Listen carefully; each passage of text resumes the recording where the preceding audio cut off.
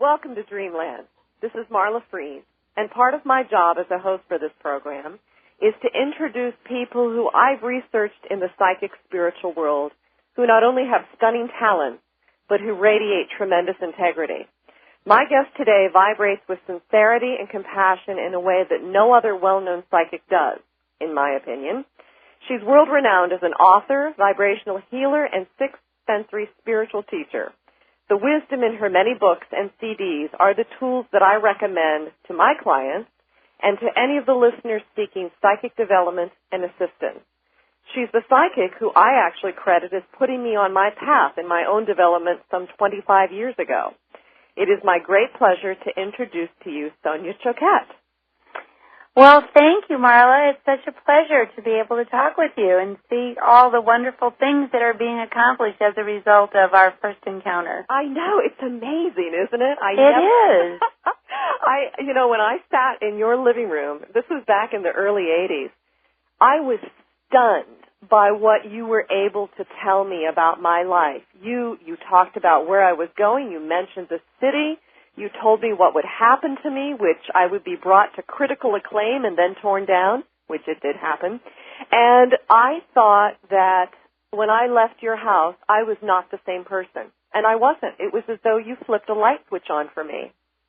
Well, that is my goal when I read for people, and I really like that you are able to articulate that, because what I attempt to achieve when I work with people is not to just convey information, but to change your vibration.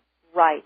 Well, you did that with me, and because of what you and I did together and the door that you opened up, I feel that you really are the one who taught me how to change vibrational frequencies in other people, and I trust that is what I do for my clients, and I'm deeply grateful to you.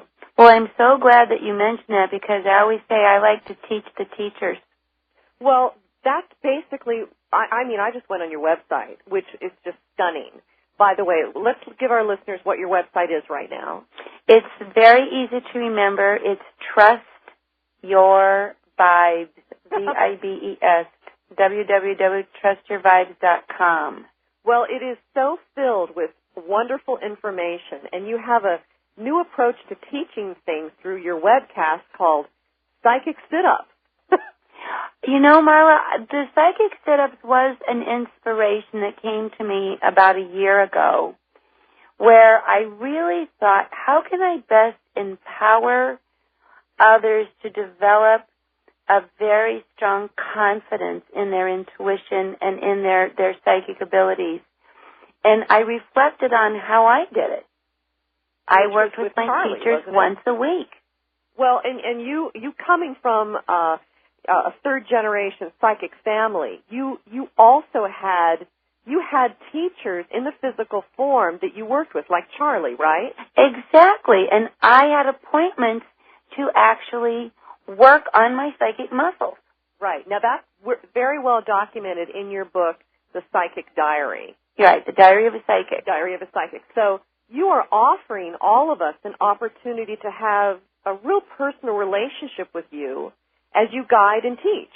Exactly, and to train your attention by having the weekly lessons, to really put your attention on your intuitive channels, to work those muscles, to develop and build upon them, and to note your results. It's just like building your physical muscles. Right.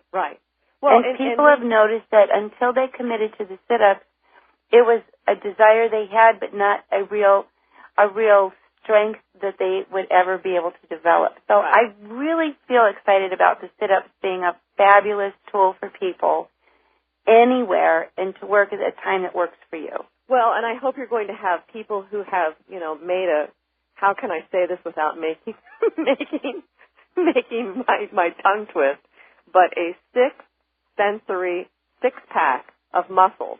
I know, that's what I say. Isn't that fun? It builds your psychic six-pack. I love that. Well, I'm really excited about that, but your whole website is just filled with so much wonderful information. You have an array of books. There's 10, right? Actually, 14 now. Really? You're such a busy girl. I love teaching. Oh, well, I know you do, and you're so, so good at it. You've made it your mission to teach that our sixth sense should be our first. Right. Well, I think we come in with it as our first sense, and we're dumbed down. Yeah, we sure are. I think we're actually psychically amputated by the time we get to school for the most part. And who should we blame about that? Well, it's actually not a who. It's a social consciousness called patriarchy that is fast, happily giving way, which was the consciousness of letting your power be controlled by others outside of you. Right. Versus following your inner voice. And that consciousness now is happily shifting, so it's a whole cultural shift. Well, that is something that I, too, am feeling more dedicated to. It's not throwing the baby out with the bathwater about the organized religion, but it is putting into perspective what men or the patriarchal society has tried to control us with, right?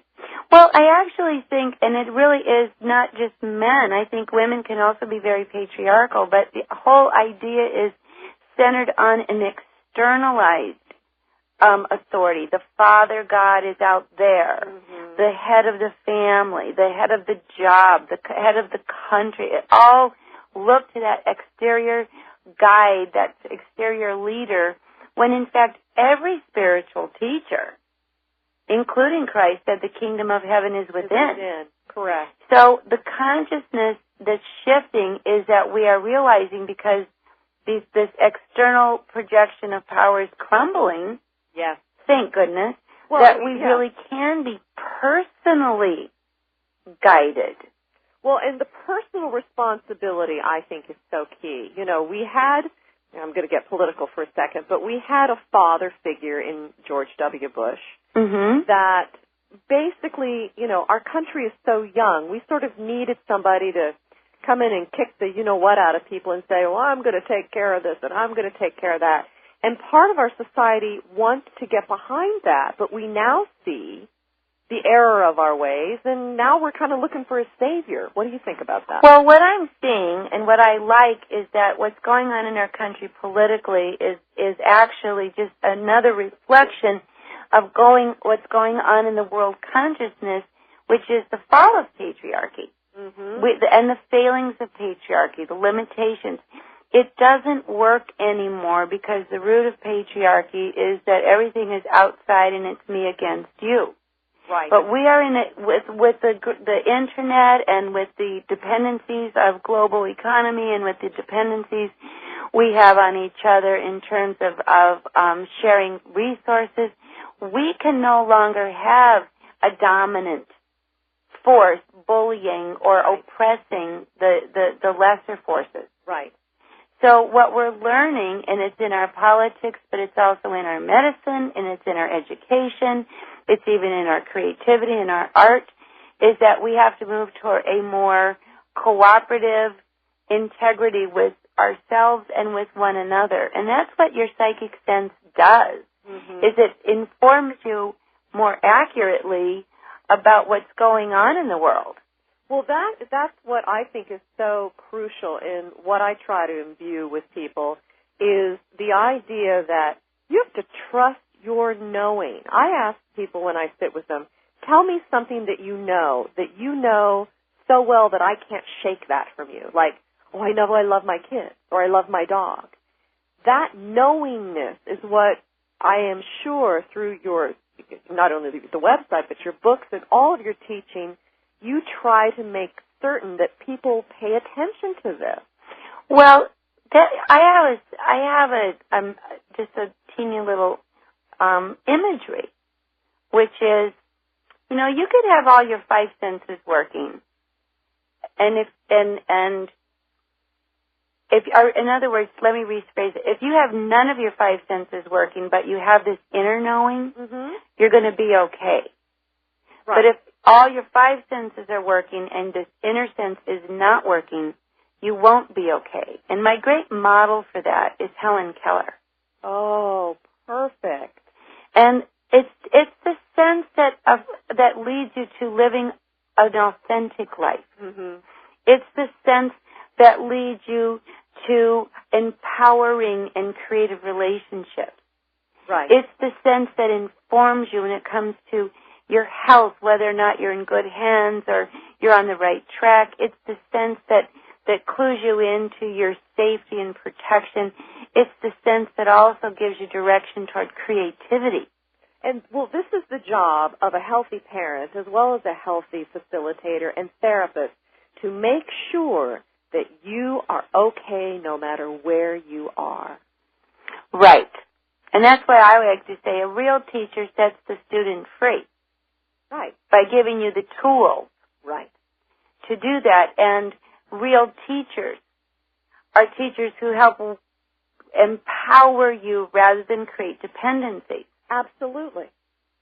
So that's what I've devoted all of my work to, and that's what I've devoted all of my teaching to my whole life. I've had 38 years now going on. Right.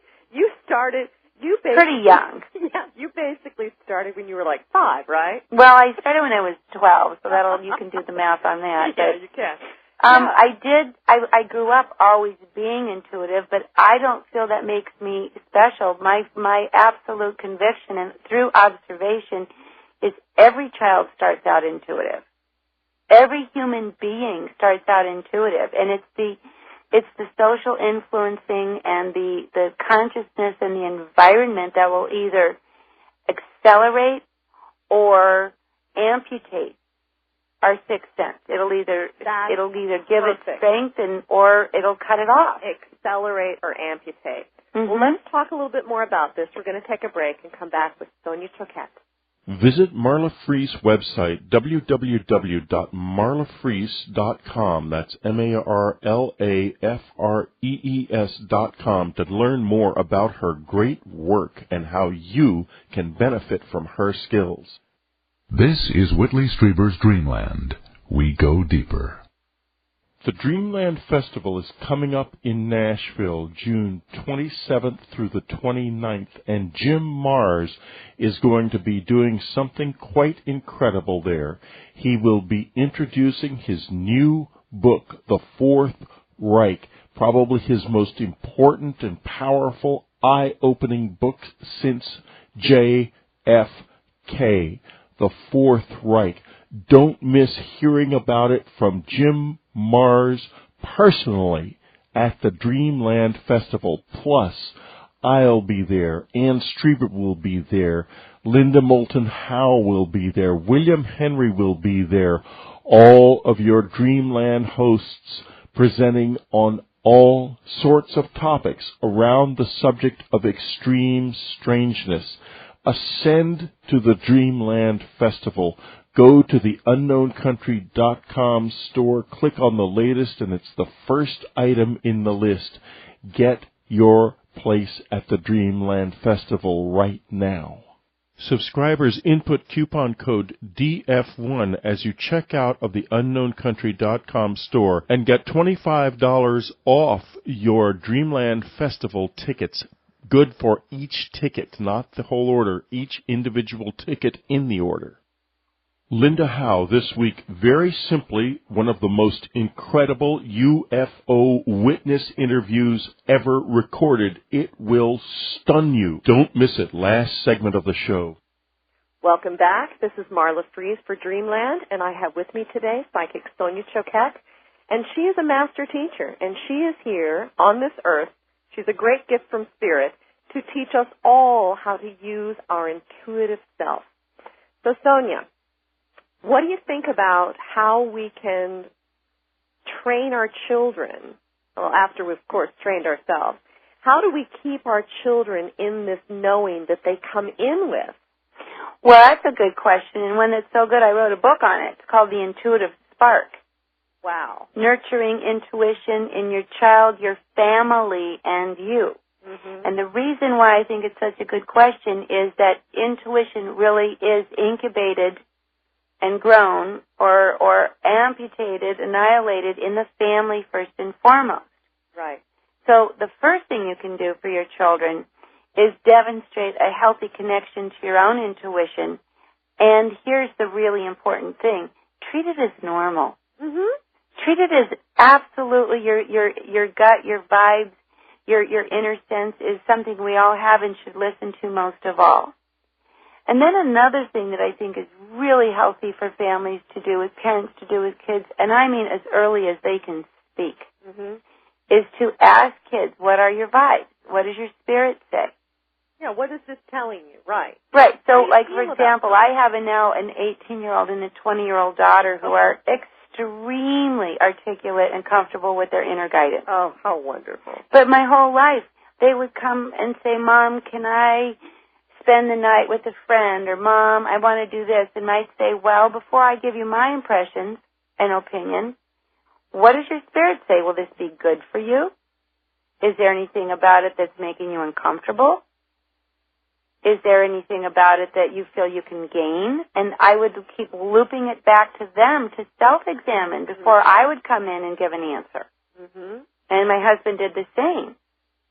So pretty soon they got to the point, I'd say by the time most kids just spiral out of control and lose their minds in middle school, they were very clearly already comfortably saying, my vibes don't agree with that. Right. So I can't do it, instead of trying to do something that went against the grain of their authentic self. Well, and that's just so important. And the listeners who have children, you know, it's such an amazing gift to be given a child, to sign up for having a soul come onto this earth and training it and keeping it safe and helping it. But that soul is a soul unto its own. Exactly. And you know, as parents, I mean, look, I had parents that grew up. We grew up in the 50s, 60s, and had an imposition of their opinions, of course, to mold me. And as a child, it was terrifying having what I had as abilities or foresight, and no one wanting to listen to me, and being punished for that. Absolutely, and I have to tell you that's still sadly prevalent.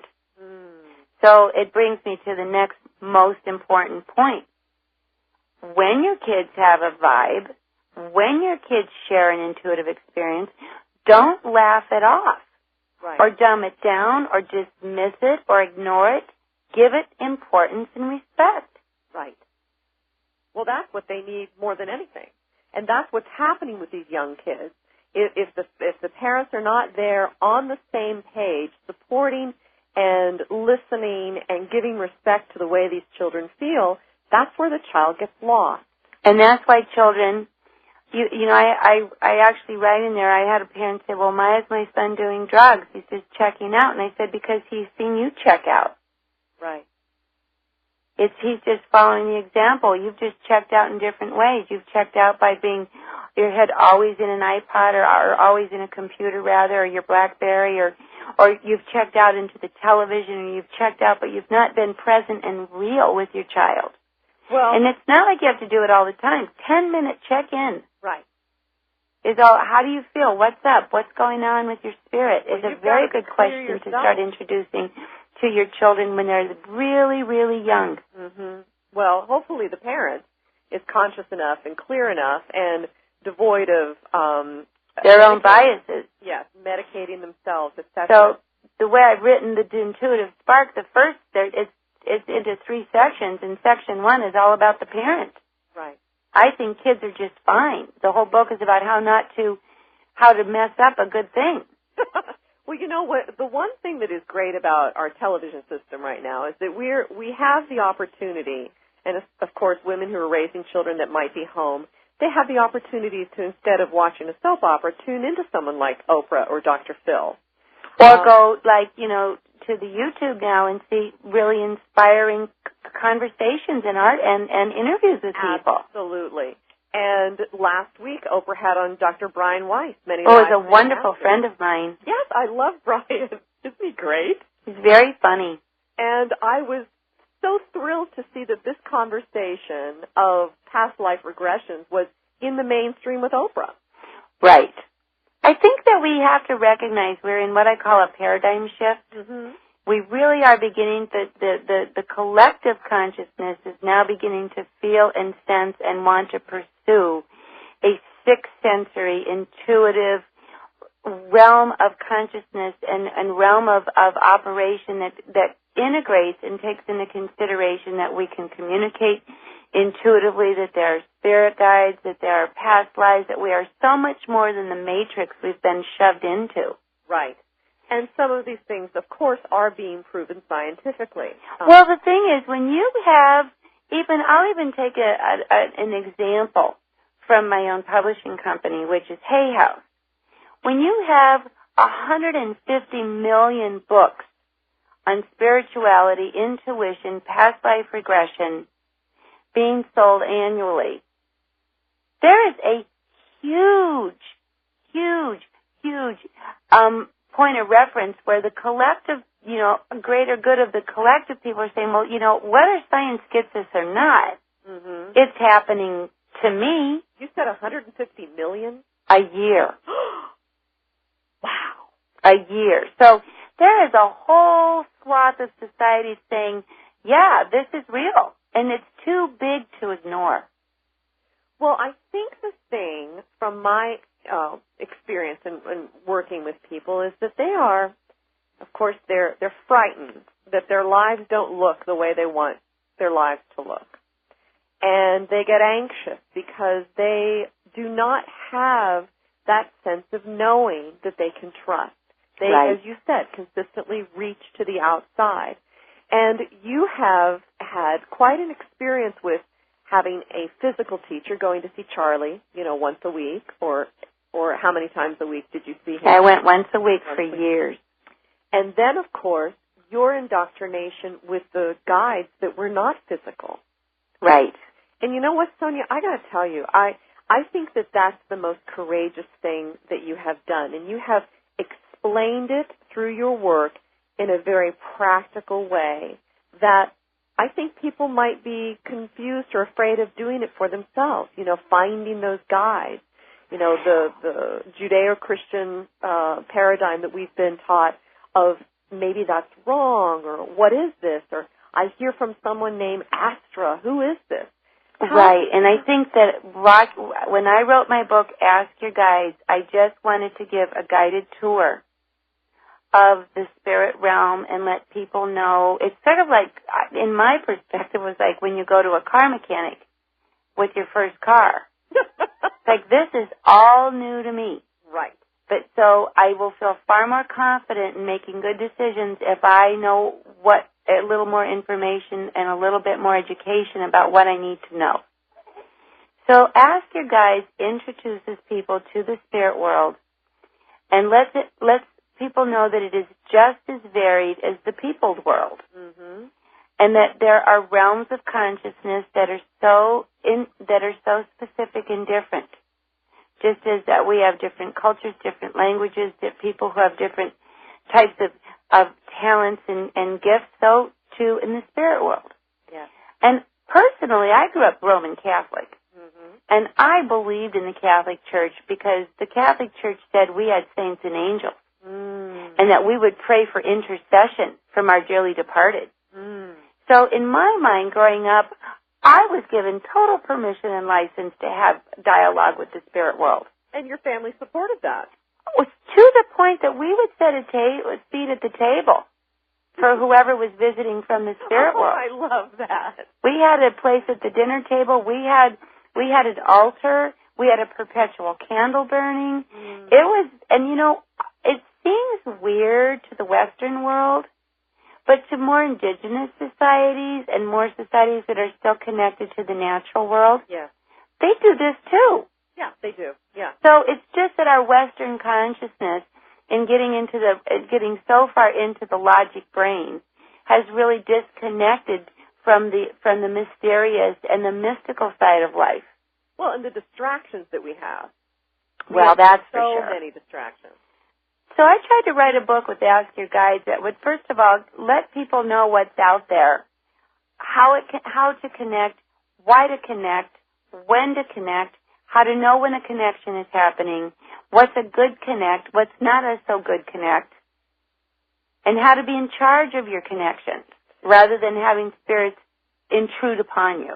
Well, I love the idea of having that kind of manual. And wasn't your first book, The Psychic Pathway, similar yes, to that? Yes, and that was also and still is my best-selling book, and it is a manual on how to understand and refine your psychic skills.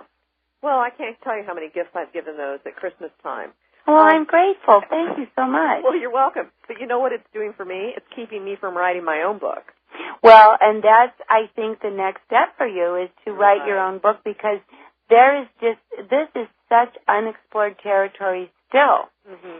And here's what I feel, and why you should write your book and why we should have these conversations, is because it has been kept so in the closet and so down and so, it's bad, and science this and that. And my feeling is, if enough of us talk about this, then pretty soon the conversation shifts to, don't deny this, and until you can prove it isn't real, be quiet. Well, it is real. Too many people are having this experience to ignore it any longer. Exactly. So that's why you need to add your hat to the ring. Well, and we're going to talk more about that, because you've got a book that's coming out called The Time Has Come to Accept Your Intuitive Gifts. Yeah. We're going to take a break, and we'll talk more about that. Well, this, I feel, is the call to action book. It is the one to say, that time you're waiting for your life to happen and all the ducks to fall in a row and for you to feel empowered and for your relationships to heal and your love interest to work out.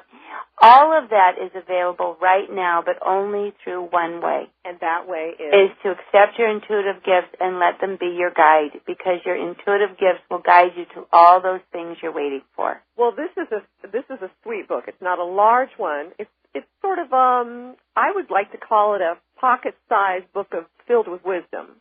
Well, the reason I made it this way is because I wanted, first of all, it's compilation of not only my own encouragements, but it is the affirmations of all the people that we have traditionally revered throughout history, from scientists to poets to philosophers to doctors to teachers to artists, people who have been hugely and enormously successful. And it is also, I've included their affirmation that the way they got there. And about trusting their intuition. Was the way that they got there. Right. So this is a book that for those who I feel are doubting Thomases and don't want to be weird and don't want to take a risk and are worried about what people think and is this real, I say open this book to any page and you will be met with wisdom from people who have been there, tried and true, and have succeeded, who are telling you this is the way I did it. Right. Right. Well, I have it right here in my hands. And it's the book of permission. Oh, I love that. A book of permission. And one of my favorite sayings that you write is, when you know, and let that be enough. That actually is my favorite saying of all my sayings. That's very psychic of you to pull that one out. Well, I love it. Isn't that the most empowering statement? Well, that's a really hard thing to admit.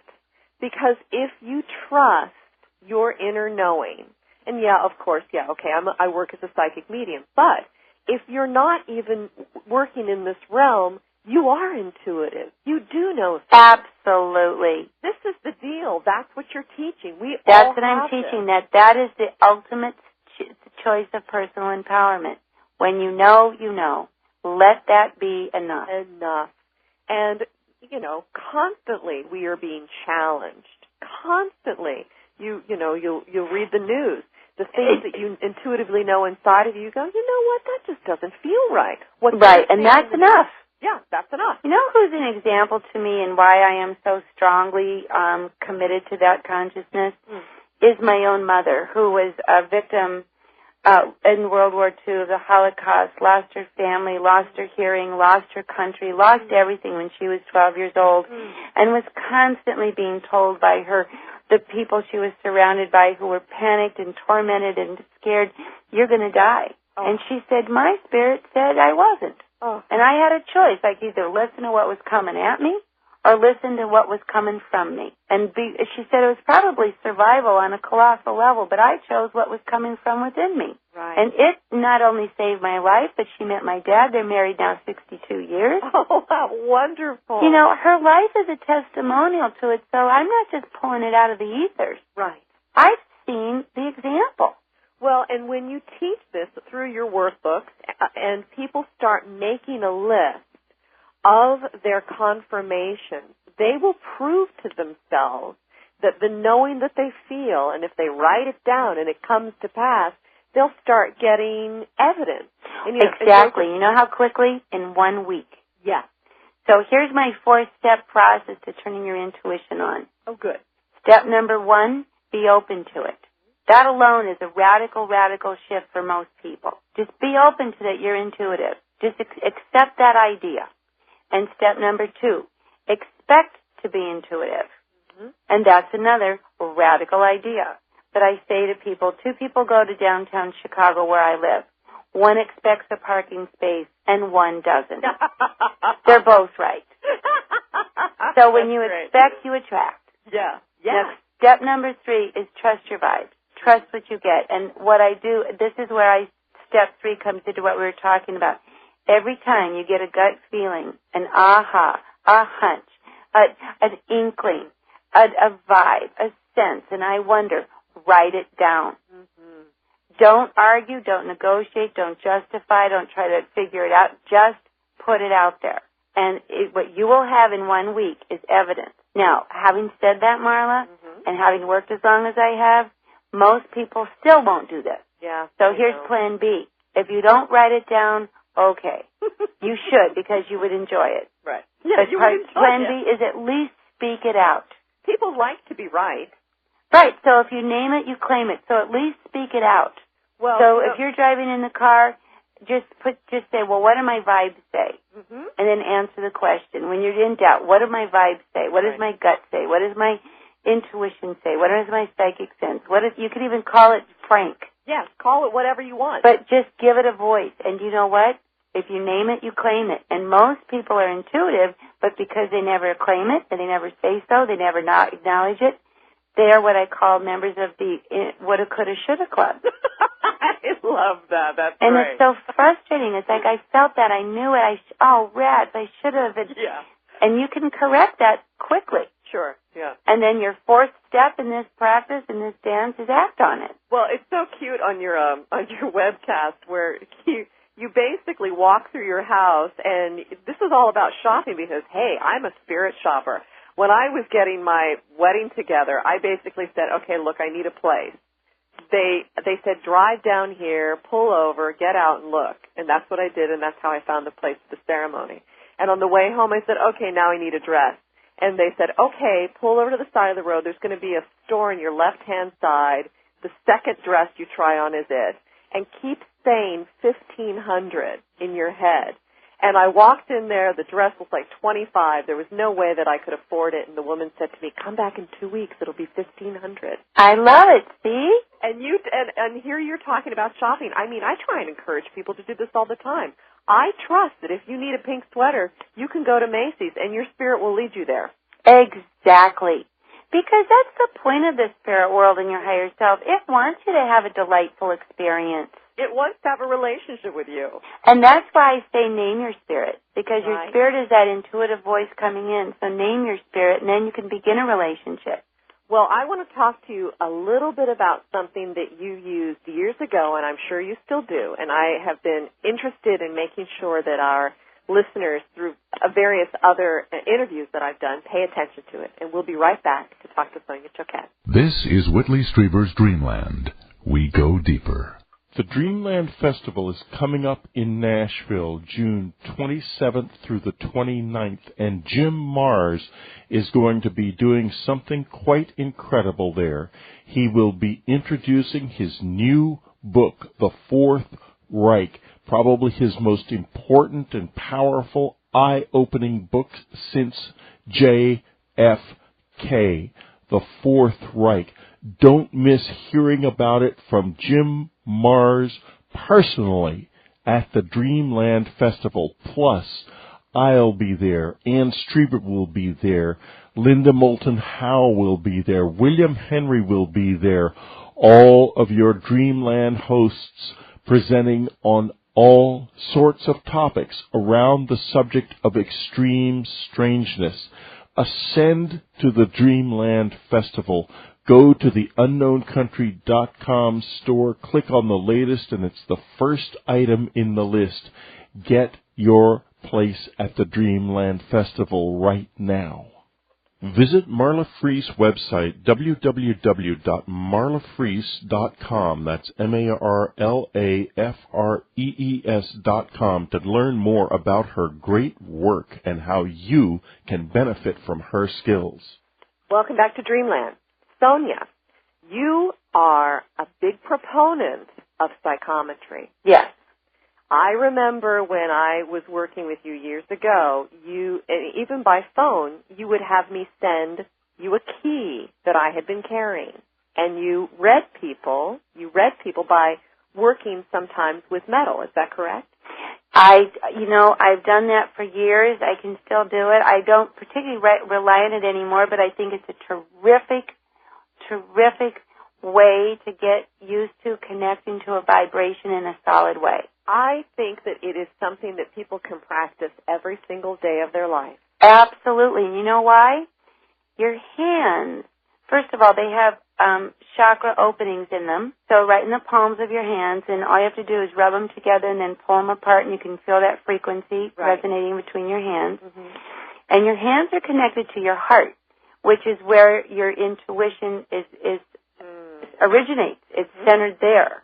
So you can, and I write about this in my book, The Psychic Pathway, as well as my book, Trust Your Vibe, where you can hold something and get a feeling for it. And it's fun. You can have your kids do it. I had my kids doing psychometry when they were 2. Yes, and they could probably hold bills and tell you how much the bill was saying. That was our game, and to this day is our game. Now that my daughters are older and both working, we play the game of we get the check and we won't open it, and we feel it. Whoever can guess the numbers, that's the one that gets treated to dinner. I love that. It's just so fun. It is. It's so great. Even if it's 723, you hope it's 723, but it might be 327. And it still counts. Right. You know, and the way to play the game is don't go for perfection. Go for energy and vibration. That's interesting. You know, so you want to just really get the essence. For example, I was teaching psychometry in a class that I was giving at Omega Institute up in New York, which is a wonderful place. Yes, you're going to be there. Actually, I am going to be there again this August. But a woman was doing psychometry with this other woman, and she took her keys and she said, all I get is jelly beans. All I get is jelly beans. And I think I'm wrong. And I said, well, she came up frustrated to me. And I said, well, did you tell the woman that you were reading? She goes, I was embarrassed. I just don't want to sound stupid. And I said, well, that's the thing. You can't censor what you get. It's just like you're being given it's like being the FTD florist. They give you the flowers, you deliver them. You don't get to say, I like these flowers or don't like these flowers. Right, yeah. So she went, okay, well, I'm going to go back, but I feel really stupid. Well, she said, all I get is jelly beans. And the woman said, oh, my gosh, I can't believe it. My question was, should I get a new puppy? And there's a litter that was born on the farm next door, and the puppy they offered me, they've tentatively named Jelly Beans. Oh. So that's just an example of how it works. It doesn't work necessarily the way your logic brain works. No. The intuitive brain works in a whole different language, in a whole different way. So say whatever you get, because even though it might make sense to you right away, it will make sense eventually. Or in the pictures. You see pictures, too. Or exactly. Mm-hmm. Or smell scent. Mm-hmm. Scent, pictures, words. And, you know, the spirit world is very, very playful and likes to speak in metaphor and rhyme. In metaphor. And so I had a client who was going to work one day. She was a flight attendant, and she got in her car at 4 a.m. to go to the airport. And she hears from her inner guide, it's a good day for donuts. And she thinks, what is a good day for donuts? I'll get one at the airport. A good day for donuts. And so she hears this 2 or 3 more times as she's driving to get on just as she's getting on the highway, there's a gas station, kind of a 24-hour, and a donut truck pulls in. And it's, the morning delivery. And it says, it's a good day for donuts. And she said, well, fine, I'll get a donut, but I might be late for work. So she pulls in behind the donut truck, and just as she pulls in, she looks down and she notices for the first time that her car is completely out of gas. And had she got on the highway, this was in Kansas City, she was out in the country, that she would have been like 50 miles from or 30 miles from the next station. Right. And would have run out of gas and missed her flight. So immediately she sees that, and again she hears, it's a good day for donuts. Isn't that great? So that's just another example of, I think playfully, you have to learn spirit speak. Well, and the idea that, we try and make sense out of these things is we just have to sort of give it up. Right. I say, you know what, just look at it like you're looking at something window shopping. Just say it, and it won't necessarily make sense right away, but if you just name it. Well, you can't change anything that you're not aware of. Right. So if you pay attention and have awareness that you're thinking this way, you will start to build a bridge to this consciousness, and more information and more information and more information will come. And it's so fun how it comes. It's very entertaining. Another guy was saying that he was trying to use his guidance and working with my Ask Your Guides book, and he wanted a girlfriend, and all he got was meatloaf. And he thought, I don't want a meatloaf for a girlfriend, and he was just fighting it left and right. Well, he went about 10 days later. He went down the street at lunchtime from his office, and he sat down, and a really cute girl was his server, and she said, today our specialty is meatloaf. Ooh. And he looked at her, and she was really cute, and he said, do you want to go out with me? Mm-hmm. And they started going out together. He got a girlfriend. Well, I think that Spirit is so smart. I sat with a woman once, and I heard Spirit say, you need a boyfriend like Steve. She's had problems with boyfriends. And the other women in the room said, who's Steve? Who's Steve? And the girl said, I can't believe this. She said, I've had a boyfriend, sort of an imaginary boyfriend all my life, and I've called him Steve. Oh, I love that. And Spirit knew this. Nobody else in the room did, but we loved it. So Spirit was basically saying, all the qualities that I have that you want, you can find in the physical form. Yes. But and the point we're making together is Spirit is fun. Yeah. Being intuitive is, a lot of people have because of Hollywood and all the drama of Hollywood, they have a feeling it's all scary and blood curdling, and there's nothing about that is true. Well, it's interesting. You have had the opportunity, I know this about you, to step into that world of Hollywood, and you have avoided it. I didn't want to go there because it was manipulative, and it wasn't in integrity, and it didn't support my mission. So I turned it down several times. Right. Instead, I just made the psychic sit-ups and put them on my website because that's what I really wanted to do.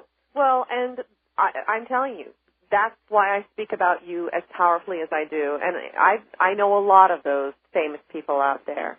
And yes, you do, in my opinion, have the most integrity of any of the well-known psychics out there. Well, I appreciate that, Marla. I really do work with integrity, and I need to always be able to look in the mirror and stand in front of God, and I say, if today was my last day, I want to feel good about it. Well, you certainly are a gift from Spirit. You are powerful and loving and a source for our soul growth. And I thank you so much for sharing you and what you know and what you've experienced. And your website has a list of the things that are coming up, of course.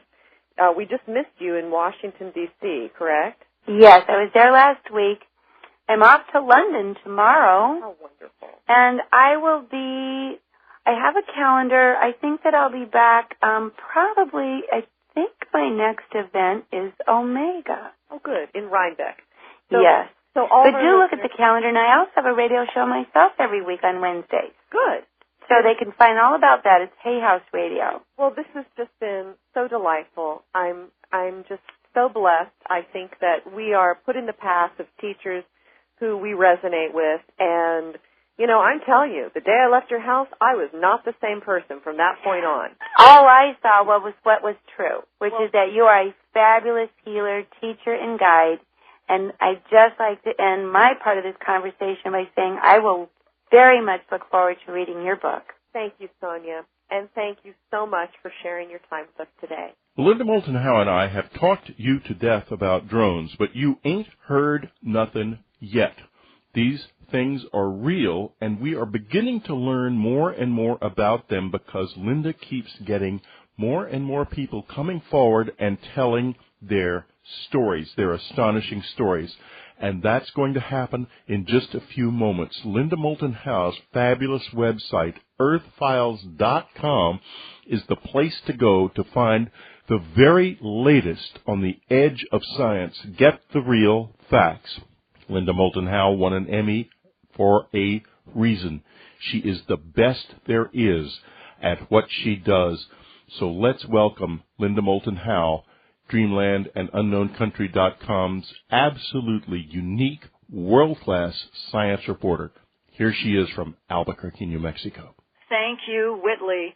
And recently I have received more emails after I put out requests to earthfiles.com, Dreamland, and Coast to Coast AM viewers and listeners who might have more information about the highly strange dragonfly-shaped and moving drones.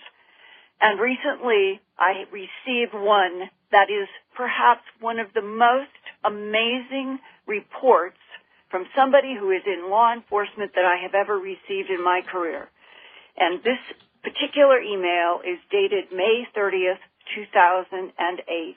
Quote, I just heard your piece about dragonfly probes, and you talked about people sitting on their stories, about contacts and encounters, for fear of being ridiculed and chastised for their comments.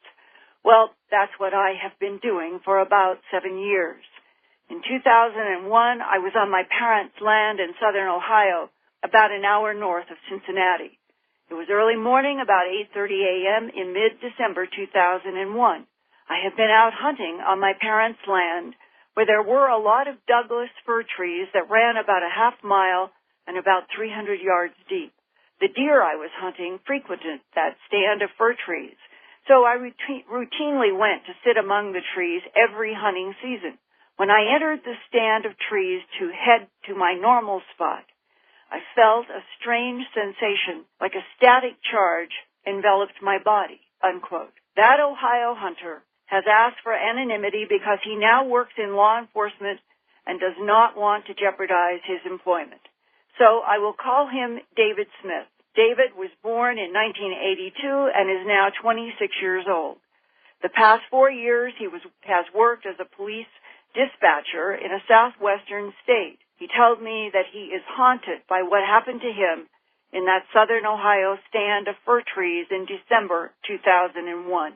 He vividly remembers a ring with 3 long antennae suspended in the air at treetop height. It had snowed the night before, and apparently the strange aerial ring was interested in that new snow. A perfect circle had been melted on the ground that included melting snow on fir tree branches that hung inside the circle. The snow droplets were rising in a translucent column of energy into the completely silent, hovering aerial ring with its 3 long appendages.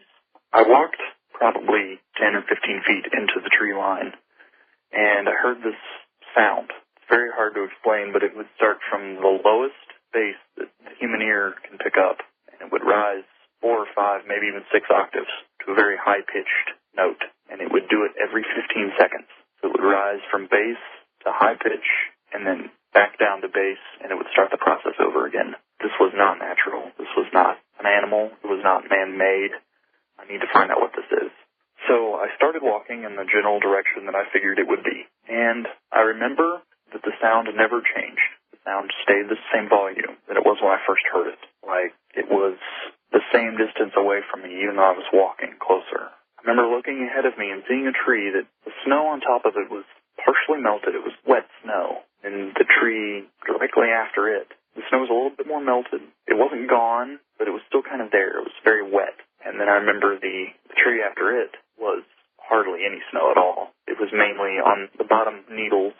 And then I remember vividly the tree after it was devoid of snow and completely dry. This was the case for all of the trees see in front of me on both sides of the row. I would assume it would carry forth to all the trees in a circle. I remember this being incredibly puzzling. As I walked forward to inspect the trees, I put my head down below the limb line, and I remember looking under the trees and seeing that there was a perfect circle cut in the snow, as though someone had taken a knife and just cut out a perfect circle of snow, and all that lay there was grass.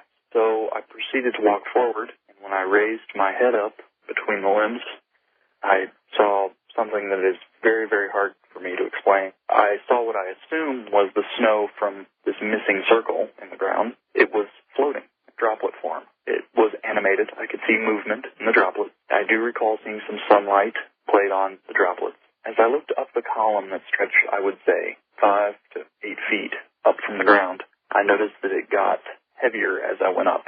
So very few droplets at the bottom. At the top of the column, there were millions of droplets, very full. And 10 feet above that, for the first time, saw the object. The sound had stopped, almost like it realized someone was there and looking at it. I just remember that the sound did stop as I walked in through the trees. After looking up past the column, seeing the object for the first time, it was very awe-inspiring at first. Very much like that small feeling you get when looking at large buildings. That was the feeling I got, was, wow, I'm incredibly puny compared to this thing.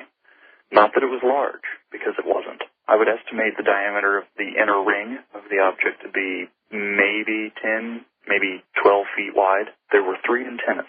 I call them antennas, but they were very thick. The ring diameter was probably foot thick to 2 feet thick. The antenna that I saw, there were 3 of them. They were equidistant apart. They were probably 20 feet long. They were huge.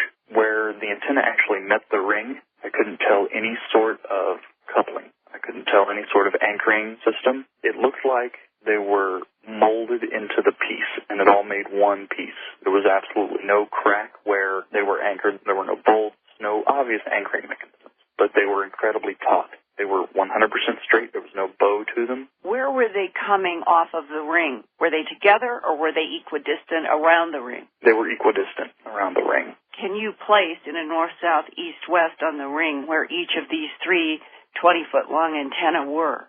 I would have been pointing west. So those antennae on that ring, one would have been pointed exactly due north, and then the other 2, I would guess, were going to be pointed southwest and southeast. And were they tapering to the very end and tip of each of those antennae? They tapered. They came to points.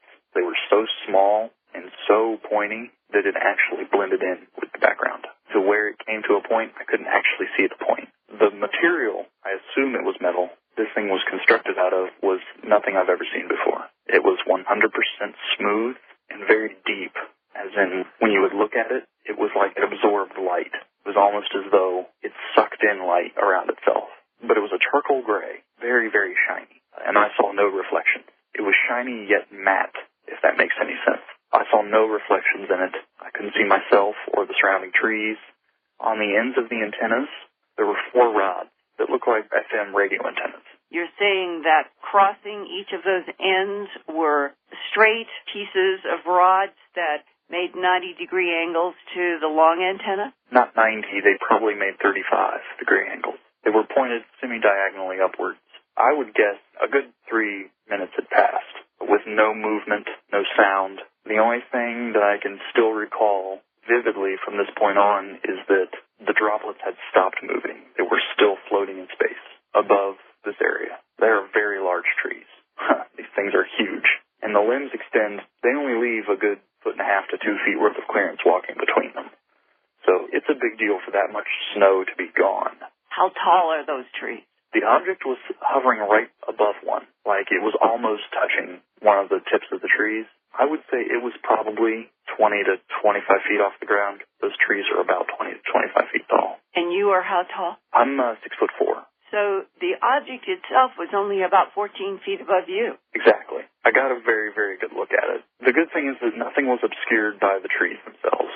So I could see the whole ring. I could see all the antennae arrayed around its body. I vividly remember that when I would try to look at it, it would instantly, within a second or two of me looking at it directly, there would be a field around the ring that would appear that looked like heat waves.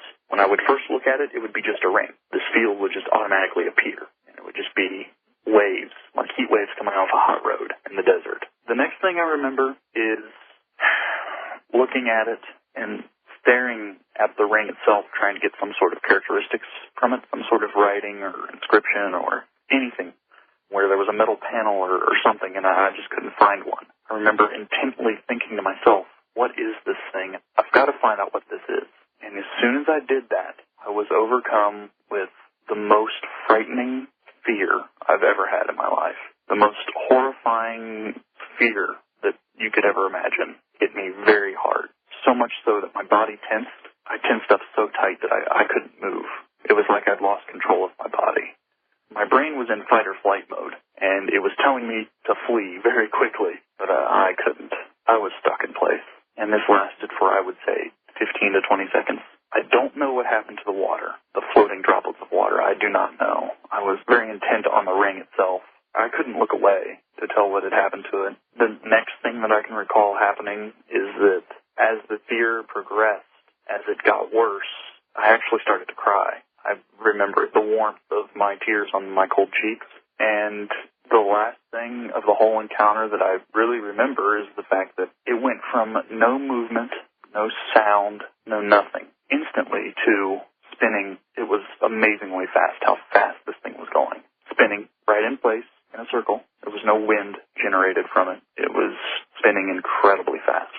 As I was looking at the ring and it's spinning, I remember seeing a white pinpoint of light developing right in the center of the ring, right where I was looking. Not in the center space, but in the center of the body of the ring. So if I was looking at the body of the ring itself spinning, right in the middle of that body developed this pinpoint of brilliant white light. As I stared at it, it got larger and larger, and then in an instant it exploded and just enveloped my eyesight. I relate it to like reverse tunnel vision. When you have tunnel vision, everything goes from the outside in. Well, this went from the inside out and enveloped my vision.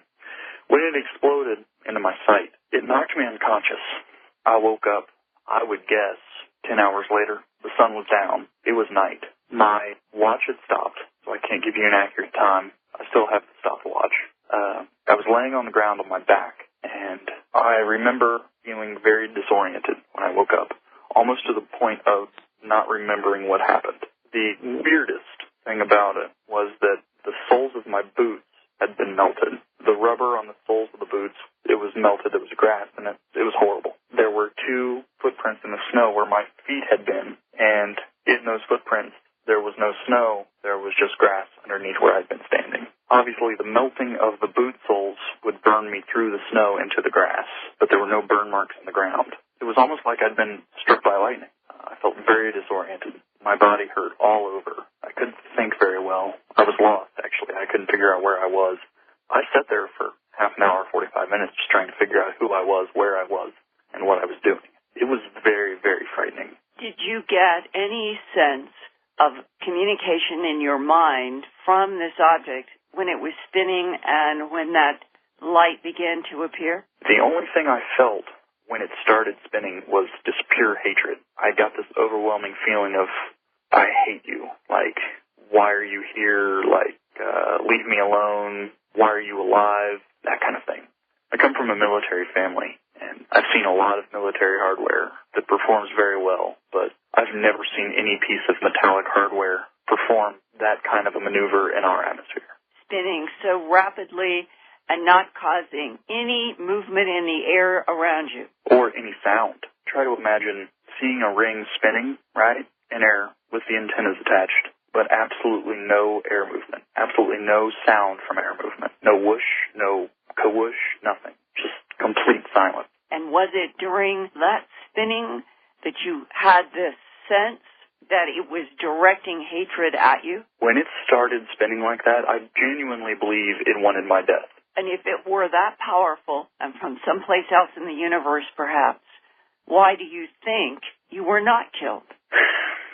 I don't think it had the capability. Using everything that I know to be valid in the world of physics and the world of chemistry as we know it, I don't think it had the capability to do it. But that it was expressing to your mind somehow that it wanted you eliminated. Exactly. I feel that it was expressing its emotions, if I dare use the word emotion. I don't know where it was from, of course.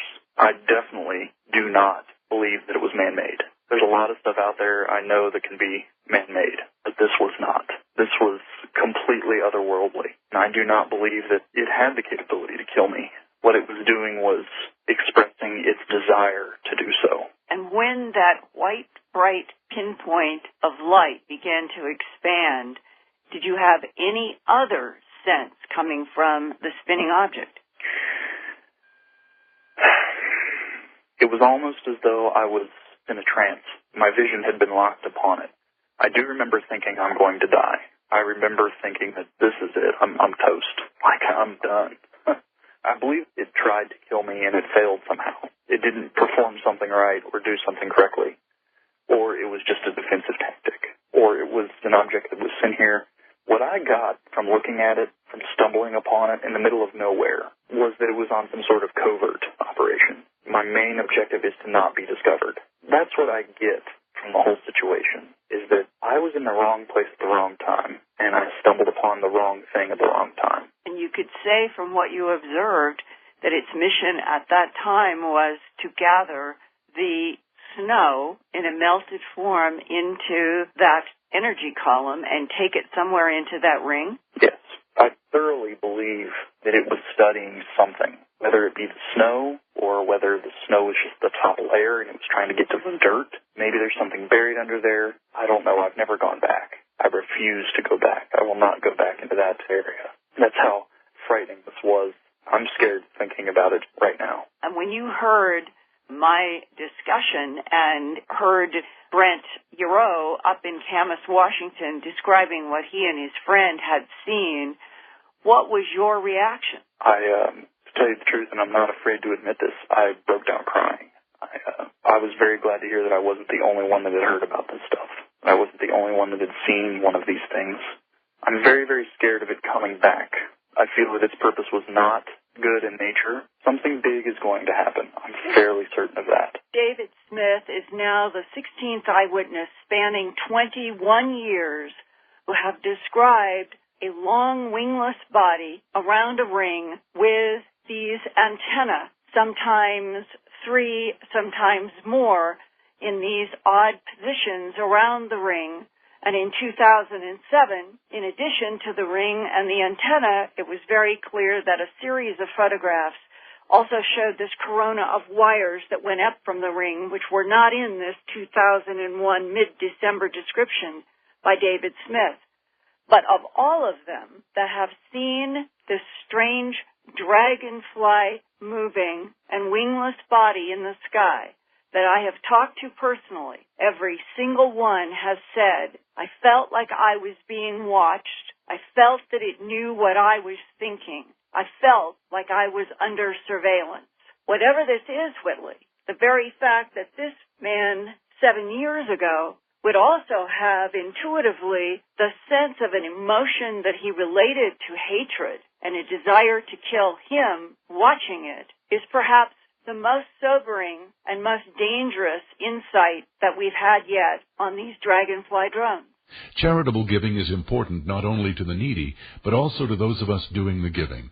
That's why Unknown Country and Dreamland have adopted the Mercy Corps as a favorite charity. As large as Mercy Corps is, it's still a very lean operation, so 89% of your contribution goes directly into the hands of the needy. When children are hungry, Mercy Corps is there. When people are freezing or flooded out or suffering from disease, Mercy Corps is there. You can be there too. Go to mercycorps.org to get started. Linda, I think that is the most incredible, powerful, single interview about a UFO sighting that I have ever heard. I don't recall, in all of my career, ever hearing anyone speak that with that articulation, with that sincerity, with that skill in terms of observation of detail and self-knowledge about one of these events. And I will tell you that certain things about what he said, and I'll be very specific. We're fortunate. We have a little time today. We have about 15 minutes to go. Okay. 10 or 15 minutes. So I don't know exactly how many because I'm not good enough with numbers, but anyway, the emotions that he experienced are so familiar. I became aware of the fact that the visitors could project fear while I was actually, when I would get close to them out in the woods, sometimes I would know it. Not because I had seen them or could see them, but because they gave themselves away by my suddenly becoming completely suffused with the most appalling fear I can imagine. And then I would know they were nearby, and and that they were afraid I was aware of their presence. And I also knew another thing, that they could not tell whether or not I knew they were there, which was fascinating and very informative. Otherwise, they wouldn't have given themselves away, right? And it sounds like the zones of fear that John Keel wrote about in his very important books from the 1960s, such as The Haunted Planet. Absolutely. But the other thing, and the thing that makes this so remarkable, is the hate that he felt. Right. I have felt that too, once or twice. And at the same time, I felt also that I was in the wrong place and that something hated me, or in my case, something I could see quite clearly, hated me for being there. And I thought afterwards, when it happened to me, that perhaps that hatred came from the fact that this being was going to suffer consequences because it had stumbled and revealed itself when that was not something it should have done. And that was where the hatred came from. But I agree with him wholeheartedly. There's a sense that something is about to happen here. That when I say about, I don't mean tomorrow, but I do mean something like this. Say 1,000,000 years ago, some extraordinary advanced species sent scouts out, not necessarily living beings, but creatures so advanced biomechanically that they might as well be living beings, extraordinarily advanced machines, and sent thousands of them, millions of them out across the universe or just across the galaxy. And some of these machines found us. They might have sent signals back, but it might be quite a long time before the main body arrives. Because if they don't travel if they can't move instantaneously, and they're not somehow from another near dimension that's right on top of us, maybe they're crossing the universe or crossing the galaxy much more slowly, much faster than we can imagine, but far more slowly than we would assume. And maybe what we're seeing now is gradually coming into more and more focus because more and more of them are arriving. And the drones, to me, represent a sea change. These are the clearest, biggest, most clearly definable alien objects that we've seen. And to say that they are of human manufacture is also, therefore, to say that there is an element of human society that is capable of functioning and manufacturing things that are literally light years beyond the technology that's known in the public sector.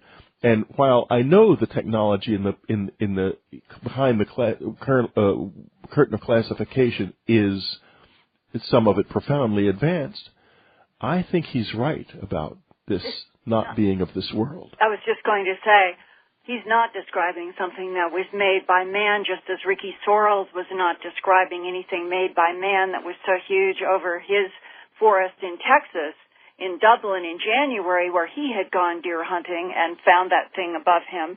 And when I asked David Smith about what he intuited perhaps could be the reason about this translucent cone, you and I know it as being a beam technology. I know people in our government know of this advanced beam technology that is used to raise and lower things from this planet into craft.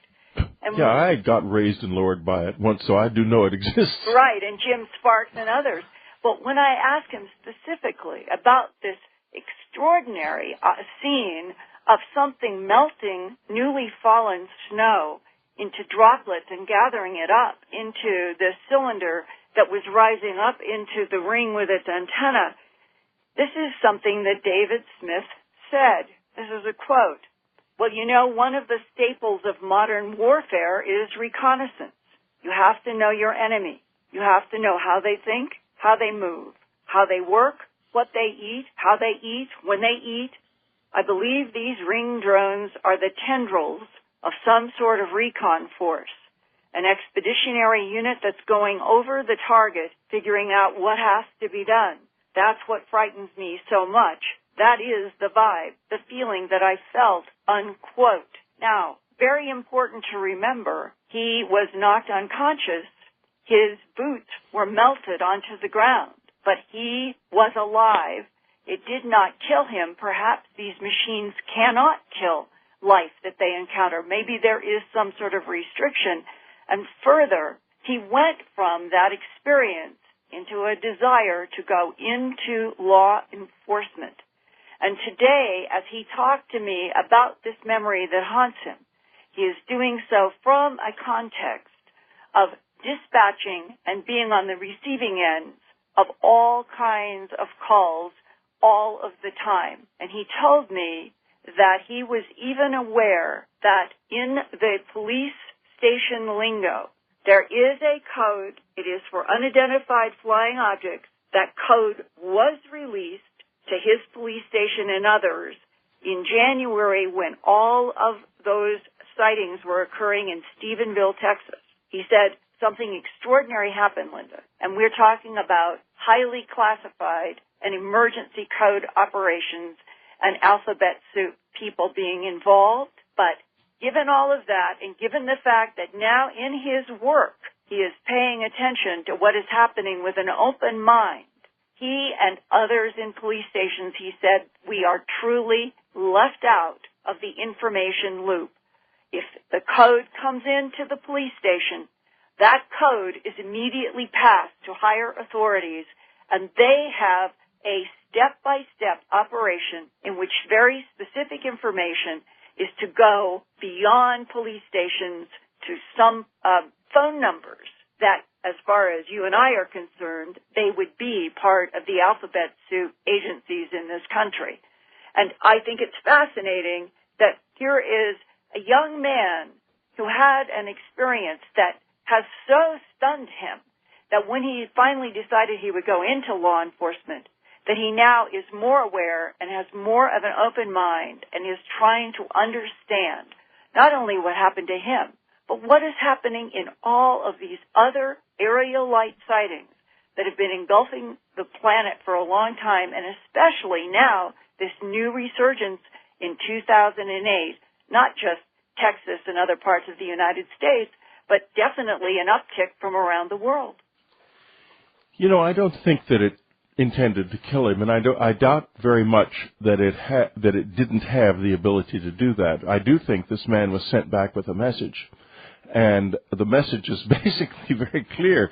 You better watch out. Don't tread on me. I am not going to tolerate you doing anything that I don't care for you to do. He was sent back, and it was with a message, and that message is quite clear. And that message tells us something. It tells us that whatever is there is doing or is planning to do something that we will not want, that we will wish to resist, and it is warning us, don't try us on.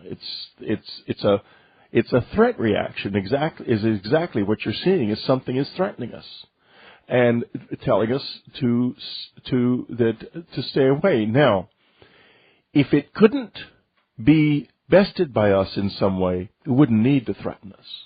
And that tells us something else. In some way that it knows, and perhaps we don't, it's vulnerable to us. Mm-hmm. We have to think very clearly with this stuff, because if you don't, it'll get you. But so we know that whatever is out there has vulnerabilities, that there may come a time that it is essential for us to understand. And what I think is so sad about the secrecy, which on one level I can certainly understand their thinking and the necessity, what they would view as the necessity of it. But at the same time, it means that people like him and other good, competent thinking people like you and me, people who can think a lot about this and think quite clearly about it, don't really have a chance to add to the human side of the equation. And one of the cleverest things the visitors have done by the way they have presented themselves to us is to put our government in the situation where it's more or less compelled to keep its own counsel as long as it can. On the one hand, this means that the kind of social disruptions that the government fears won't happen. On the other hand, the longer they wait, the more likely it becomes that the visitors will be able to use them just in the way they are hoping, and that is to use them as a means of surprising us, or to enable the visitors to surprise us, because the government kept its secrets for too long. Right, and he told me that one of the reasons that he finally decided to contact me is that I had said in one of my appeals on radio and at Earth Files that I truly do believe that knowledge gives us strength and that ignorance weakens us, and we can be broadsided so much more easily when we are not prepared with knowledge. And he said that is exactly what I feel, and that's why I wanted finally to tell you the story. He has never really unfolded this story that you have heard except to his father. Well, it's a great benefit that it has been unfolded to us now, because, it's time, especially among the people who listen to this program and to Coast. It's not a large number of people. I mean, by world standards, it's a big audience, but it's tiny by the number compared to the number of people on the planet. But maybe it's time to start rolling out some real knowledge in hopes of being able to devise a real defense that isn't only hardware-based, but also extends into the social fabric and into the cultural milieu of mankind, so that when this does emerge, it won't be so shocking to us that it basically renders us helpless immediately. Maybe we'll have some sort of a chance if at least some of us are expecting and understand what parameters are here. Right. And I feel that all of my work as an investigative reporter and TV documentary filmmaker has been with that goal, to try to enlarge human thinking so that we're not so shocked, that we're not getting down on our knees to lights in the sky, but we are standing up and saying we're a life form and we have as much right to be here as anything else, and that it's time we got past we're alone in the universe. That is so old and outdated, and maybe that each of these stories that you and I and others keep spreading to the public, that they do add up over time like water dripping to create a stalactite, and maybe the governments are looking to Mars and Phoenix to be the headline opener. Oh, we have found evidence of life in another world, therefore we're not alone in the universe. Linda, let's hope so. Thank you very much. I like that you are able to articulate that, because what I attempt to achieve when I work with people is not to just convey information, but to change your vibration. Right. Well, you did that with me, and because of what you and I did together and the door that you opened up, I feel that you really are the one who taught me how to change vibrational frequencies in other people, and I trust that is what I do for my clients, and I'm deeply grateful to you. Well, I'm so glad that you mentioned that, because I always say I like to teach the teachers. Well, that's basically, I just went on your website, which is just stunning. By the way, let's give our listeners what your website is right now. It's very easy to remember. It's Trust Your Vibes, VIBES, www.trustyourvibes.com. Well, it is so filled with wonderful information, and you have a new approach to teaching things through your webcast called Psychic Sit-Ups. You know, Marla, the Psychic Sit-Ups was an inspiration that came to me about a year ago, where I really thought, how can I best empower others to develop a very strong confidence in their intuition and in their psychic abilities? And I reflected on how I did it. I worked with my Charlie, teachers once a week. Patriarchal, but the whole idea is centered on an externalized authority. The Father God is out there, the head of the family, the head of the job, the head of the country. It all looked to that exterior guide, that exterior leader, when in fact every spiritual teacher, including Christ, said the kingdom of heaven is within. Correct. So the consciousness that's shifting is that we are realizing, because this external projection of power is crumbling, yes, thank goodness, that we really can be personally guided. Well, and the personal responsibility, I think, is so key. You know, we had, I'm going to get political for a second, but we had a father figure in George W. Bush that basically, you know, our country is so young. We sort of needed somebody to come in and kick the you-know-what out of people and say, well, I'm going to take care of this and I'm going to take care of that. And part of our society wants to get behind that, but we now see the error of our ways, and now we're kind of looking for a savior. What do you think about that? Well, what I'm seeing and what I like is that what's going on in our country politically is actually just another reflection of what's going on in the world consciousness, which is the fall of patriarchy. And the failings of patriarchy, the limitations. It doesn't work anymore because and you coming from a third generation psychic family, you also had teachers in the physical form that you worked with, like Charlie, right? Exactly, and I had appointments to actually work on my psychic muscles. Right. Now that's very well documented in your book, The Psychic Diary. Right, The Diary of a Psychic. Diary of a Psychic. So you are offering all of us an opportunity to have a real personal relationship with you as you guide and teach.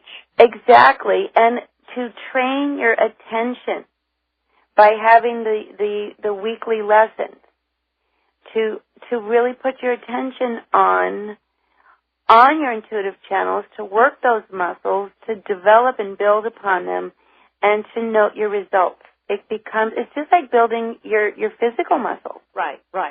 Well, and people have noticed that until they committed to the sit-ups, it was a desire they had, but not a real strength that they would ever be able to develop. So I really feel excited about the sit-ups being a fabulous tool for people anywhere and to work at a time that works for you. Well, and I hope you're going to have people who have, you know, made how can I say this without making my tongue twist, but a sensory six-pack of muscles. I know, that's what I say. Isn't that fun? It builds your psychic six. Welcome to Dreamland.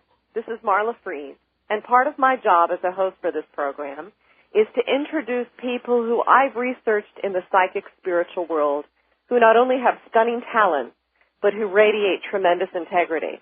My guest today vibrates with sincerity and compassion in a way that no other well-known psychic does, in my opinion.